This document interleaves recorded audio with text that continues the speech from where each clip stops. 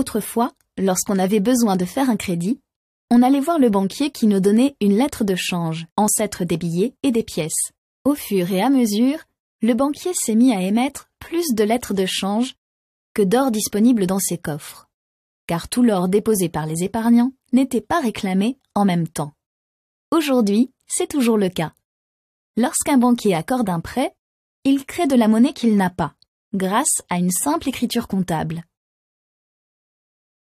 Cette monnaie circule ensuite dans notre économie. Grâce à leur crédit, les ménages effectuent des achats de marchandises à un certain prix. La vente de ces marchandises rapporte du chiffre d'affaires aux entreprises qui rémunèrent les ménages avec un salaire.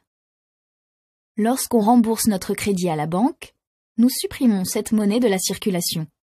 En fait, notre économie est un peu comme une énorme salle de vente aux enchères. Lorsque le nombre des crédits est multiplié par 2, tout le monde a 2 fois plus de monnaie pour faire monter les enchères, ce qui, au bout d'un certain temps, fait naturellement augmenter le prix des marchandises par 2. L'augmentation de la quantité de monnaie en circulation crée donc ce que l'on appelle l'inflation. Si les salaires n'augmentent pas aussi vite que ces prix, les ménages ne pourront plus acheter autant de marchandises. Ils vont moins consommer, et c'est le chiffre d'affaires de l'ensemble des entreprises qui va être touché. Trop d'inflation peut donc nuire à l'activité économique.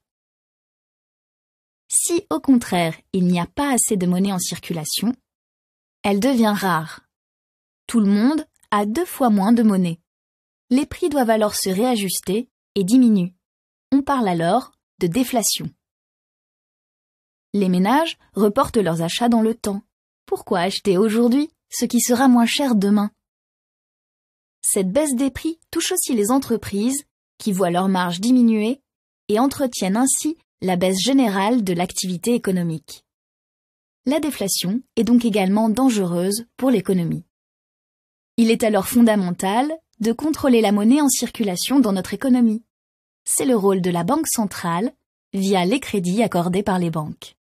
Lorsqu'une banque a besoin de liquidités, elle fait appel à la Banque centrale qui lui prête à un taux d'intérêt appelé taux directeur. Ce taux se répercute directement sur les taux d'intérêt des crédits. Plus les taux d'intérêt sont faibles, plus la demande de crédit est importante. Les banques injectent alors plus de monnaie dans l'économie. À l'inverse, plus ils sont élevés, plus la demande de crédit est faible. Les banques injectent alors moins de monnaie dans l'économie. Tous les mois, la Banque centrale réajuste son taux directeur en fonction de l'inflation pour réguler au mieux notre économie. Les économistes s'accordent pour dire qu'un taux annuel d'inflation compris entre 2% et 4% permet de trouver le juste équilibre.